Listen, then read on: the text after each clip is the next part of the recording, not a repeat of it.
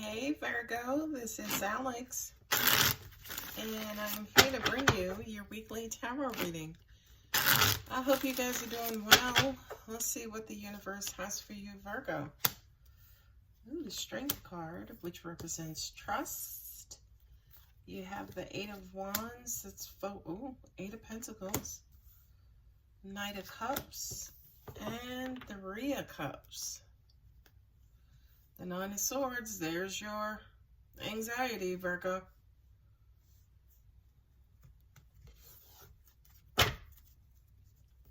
It's almost like you're trying to trust, you're trying to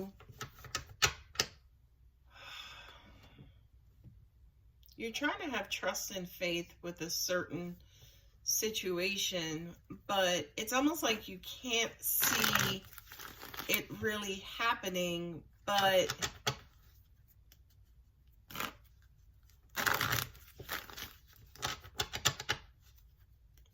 it's like something is happening real quick, but for some reason you are not really convinced, right? You're stressed and worried here, can't sleep, got a lot on your mind. What's on your mind is negative, but with the Knight of Cups and Three of Cups, it feels like you will have a reason to celebrate soon. Excuse me. So what I'm getting for you, Virgo, is that all hope is not lost. That is amazing. Look at that. Look at that. Look at that. Okay, we got the Nine of Wands. Makes sense, right? Nine of Wands, Nine of Swords. And you keep going back and forth. Yeah, okay, that makes sense. I'm hearing that for a lot of you guys, it's almost like your faith is being challenged. Which, Virgo, you guys always have a lot of faith. So for your faith to be challenged here, it absolutely makes sense because you guys are so strong in faith. With the Strength card, right, this is a card that also represents struggle, struggling to believe, struggling to trust. Struggling to trust that whatever it is that you are trying to manifest, you'll actually get.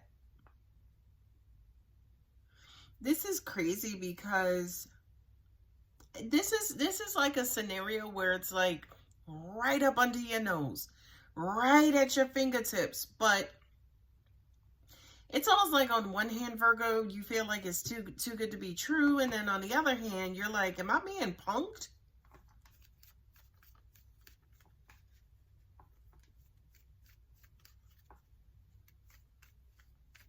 It's almost like you keep thinking about the same things over and over. Angels are saying that a lot of you guys are going by sight and not by faith.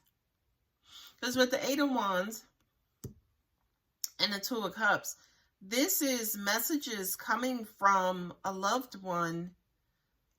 It's almost like dialogue, right? You met somebody or you started talking to somebody, you started engaging in conversation with someone, and it just feels too good to be true right now.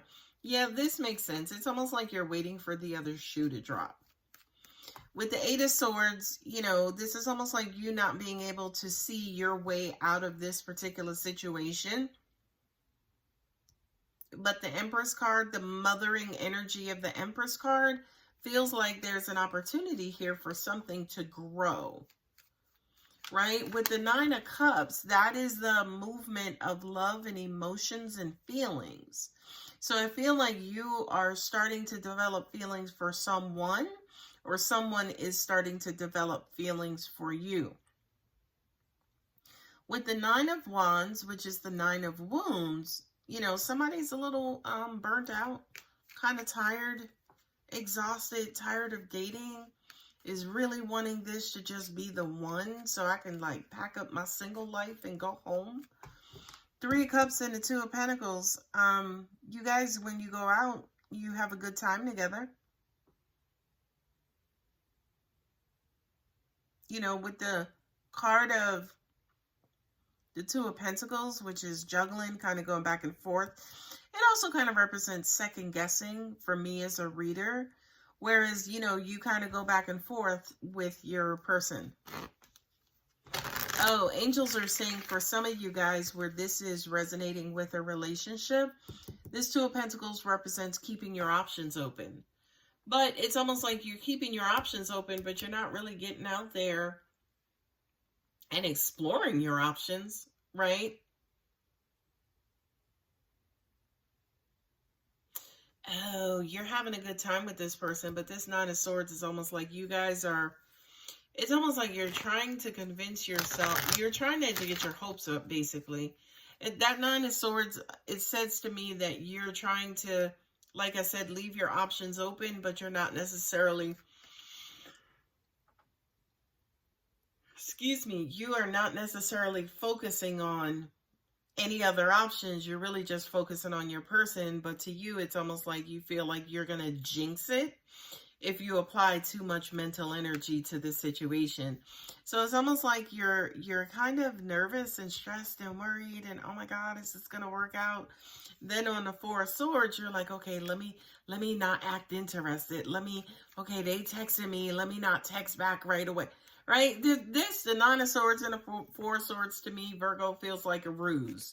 Right? It feels like you are really starting to get into this person, but you are trying to act like everything under the sun, like you're not interested in them.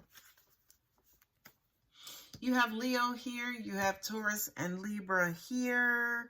Those are the only two major arcanas with the Queen of Wands. You have Aries here. Taurus and Libra there. Your Knight of Cups is Pisces. And that is about it. Let me see. You have everybody here represented. You have all of the suits represented here. So let's see what Angel Answers Advice has for you. Look for a sign. That kind of says to me that, yeah, I know right now, Virgo, you might be in your head, Eight of Swords, about this particular new relationship, new situation, new opportunity. It's almost like you're in your head trying to pretend like you're not in your head, but you're pretending so much that, you know, it causes you to be in your head. And I know that sounds very confusing, but I feel like, Virgo, that's where you are right now. It's up to you. Yeah, look for a sign and it's up to you. And realistically, Virgo, all you have to do realistically is just keep the faith, right? Because again, you guys, the faith of a mustard seed, as they say, and that's in the Bible, I reckon. You guys have that faith. You just have to have that little tiny faith. And Virgo, you guys are masters at that. So that would be the advice here, as in, just keep the faith. Don't worry about your person. Don't worry about how fast, well, you know, don't go too fast, right? But don't worry so much about your interaction with this person. Just kind of go with the flow. Look at that, within the next few weeks.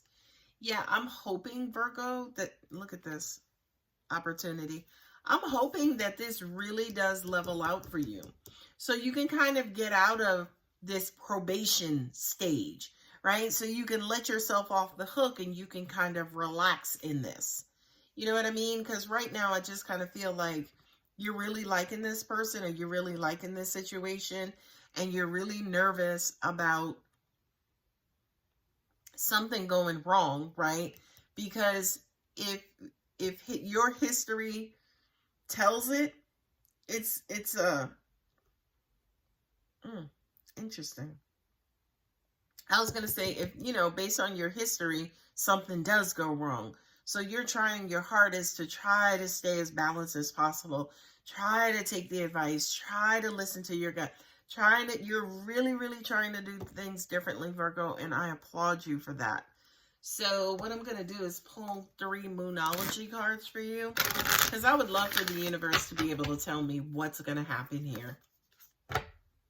Adjustments are required. Awesome, because you're already doing that.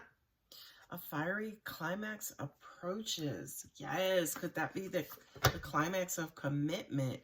It's time to take action. That could also imply commitment as well. Prosperity lies ahead.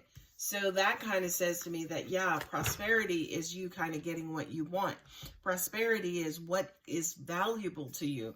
For a lot of you guys, if being in a relationship is valuable to you, I would consider it prosperous, right?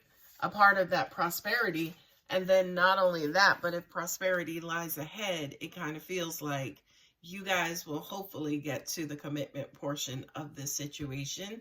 Again, if it's resonating with you as a relationship. All right, my lovely Virgo, I'm going to go ahead and leave it here. If the reading does resonate, don't forget to like and subscribe. I love you, Virgo. Bye.